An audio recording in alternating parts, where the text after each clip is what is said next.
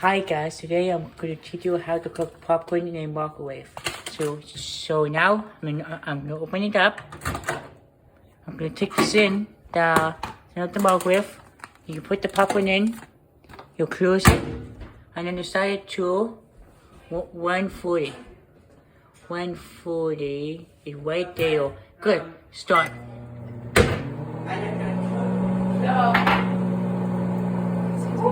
And then it's counting down to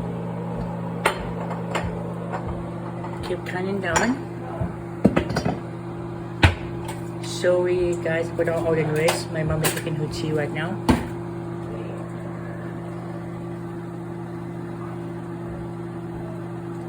That is how you make awesome popcorn. As you see, it's counting down. Here's one. And you hear that noise, guys? That means the popcorn is popping away.